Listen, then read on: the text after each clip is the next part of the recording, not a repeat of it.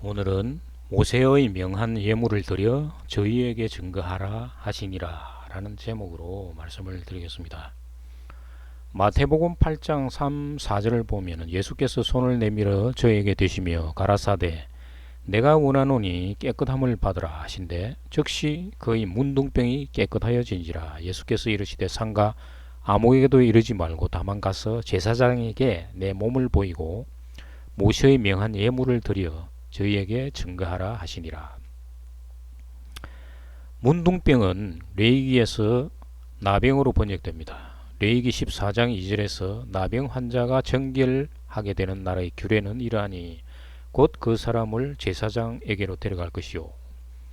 나병은 부정한 자, 정결하지 못한 자로 죄인 취급을 받았습니다. 나병은 피부병의 질환이지만 그의 치료가 불가능한 병이었습니다. 이스라엘 백성들이 출애굽할 당시 거의 200만 수준의 인구였는데 집단 생활을 함으로 이러한 질병은 공동체를 위험으로 빠뜨릴 수 있었을 것입니다. 그래서 나병은 격리되어야 할 질병으로 취급되었던 것입니다. 부정하다라는 말은 단지 질병의 확산을 막기 위한 방지 차원에서 격리한 것이 아니라 하나님으로부터 버림받은 자, 저주받은 자로 취급을 받았다는 의미입니다. 레위기 14장 45절 46절 보면 나병 환자는 옷을 찢고 머리를 풀며 윗입술을 가리고 외치기를 부정하다 부정하다 할 것이요 병이 있는 날 동안 늘 부정할 것이라. 그가 부정한즉 혼자 살 때 진영 밖에서 살지니라. 제사장은 나병 환자를 격리시켰습니다. 그런데 나병 환자가 기적적으로 병이 나았을 때는 율법에 따라 정결 의식을 행해야만 했던 것입니다. 레위기 14장에서는 정결 예식에 대하여 말씀하고 있는데 정결 예식은 총 2번에 걸쳐서 행해졌습니다. 1절 9절은 진 밖에서 행하는 1차 정결 예식에 대해서 말씀하고 있으며 10절에서 32절은 진 안에서 행하는 2차 정결 예식에 대해서 말씀을 하고 있습니다. 1차 정결 예식은 눈으로 확인하는 절차로서 단순 피부병이면 정하지만 그렇지 않을 경우 부정하므로 제사장은 신중을 기하는 것입니다. 먼저 환자를 1회 동안 가두어 살펴보고 또 1회 동안 가두어 살펴보는 것입니다. 그런데 예수님은 문둥병자를 말씀으로 치유하시고 즉시 깨끗해졌습니다. 2차 정결 의식은 눈으로 확인하여 단순 피부병으로 확인되면 의식을 행하는 것입니다. 정결한 새 2마리와 백향목과 홍색실과 우슬초를 가져오게 하고 그 새 하나는 흐르는 물 위 질그릇 안에서 잡게 하고 다른 새는 산채로 가져다가 백향목과 홍색실과 우슬초와 함께 가져다가 흐르는 물 위에서 잡은 새의 피를 찍어 나병에서 정결함을 받을 자에게 7번 뿌려 정하다 하고 그 살아있는 새는 들에 놓을지며 정결함을 받는 자는 그의 옷을 빨고 모든 털을 밀고 물로 몸을 씻을 것이라. 그리하면 정하리니 그 후에 진영에 들어올 것이나 자기 장막 밖에 1회를 머물 것이요 7째 날에 그는 모든 털을 밀되 머리털과 수염과 눈썹을 다 밀고 그의 옷을 빨고 몸을 물에 씻을 것이라. 그리하면 정하리라. 2마리의 새 중에서 나머지 1마리는 백향목가지에 우슬초와 함께 홍색실로 묶었다는 것입니다. 그리고 거기에 죽은 새의 피를 찍어서 그 피를 정결함을 받을 자에게 7번을 뿌려서 그를 정하다고 선포하였던 것입니다. 7은 완전수이며 죽은 새의 피를 7번 뿌림으로써 그를 정하게 한 것은 예수님의 피가 죄인인 성도에게 뿌려짐으로 말미암아 성도가 정결하게 된 것을 상징적으로 보여주고 있습니다. 또한 이것은 성도의 구원이 백향목과 같이 생명력이 넘치며 그 구원은 홍색실이 상징하는 예수님의 피로 인한 것이며 우솔초가 제물의 피를 뿌리는 데 사용되었듯이 죄인에게 예수님의 피가 뿌려짐으로 말미암아 성도에게 구원의 능력이 임한 것을 상징적으로 보여주고 있습니다.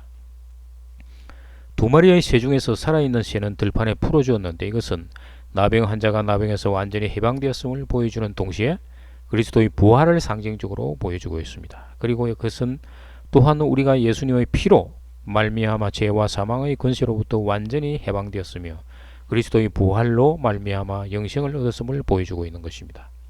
성도가 그리스도 안에서 죽으면 새 생명이 탄생하는 거듭남을 나타냅니다. 2마리 새는 나병 환자, 즉 죄인을 위해서 죽고 새 생명으로 사는 것입니다. 결국 성도가 나병 환자, 즉 죄에 대해서 죽고 새 생명으로 사는 것이다 라고 말을 할 수가 있습니다.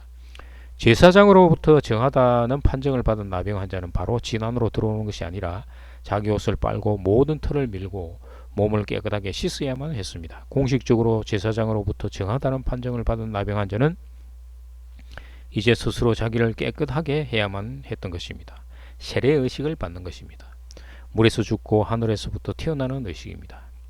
물세례는 1차 정길 예식이라면 불세례는 2차 정길 예식이라고 할 수가 있겠습니다.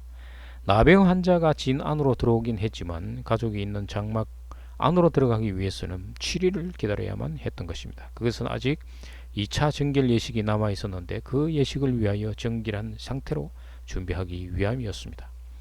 제사장으로부터 정하다는 판정을 받은 나병 환자는 진 안으로 들어와서 7일 동안 자기 장막 밖에 머물다가 마지막 7일째 자기 몸에 있는 모든 털을 밀고 몸을 물로 깨끗하게 씻어야만 했습니다. 이것은 물세례를 상징합니다. 그렇게 그는 2차 정결 예식을 준비함으로써 2차 정결 예식 불세례를 통하여 비로소 이스라엘 공동체로 복귀할 수 있었으며 그의 옛 지위를 다 회복할 수 있었습니다. 하나님께서 이렇게 정결 의식을 하게 하는 이유는 두 번의 정결 의식을 받은 자들은 다시 태어나는 자라는 것입니다. 이것을 통해서 장차 예수 그리스도 안에서 나병의 몸이 정결하게 된다는 것을 알려주십니다.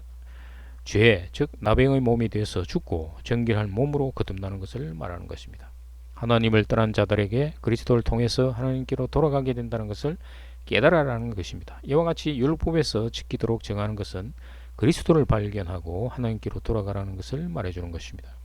하나님을 떠난 나병 환자들아, 너희들은 이것을 보고 영원히 질병으로부터 벗어날 수 있는 그리스도를 바라보라 라는 것입니다. 그래서 하나님이 레위기에서 정하고 있는 의식을 행해서 하나님을 떠난 자라는 것을 깨달아라는 것입니다. 이스라엘은 1500년 동안 율법을 지켜왔습니다. 그러나 그들은 레위기에서 하나님이 의도하신 내용을 깨달았으면 했는데 그렇지 못했던 것입니다. 하나님의 의도하심은 하나님 나라를 떠나 세상에 와 흙속에 갇혀 인간이 된 세상의 모든 사람들에게 너희들은 문둥병자라고 말을 하는 것입니다. 그리고 예수 그리스도를 통하여 정결하게 되어 다시 하나님 나라로 돌아오라는 말입니다.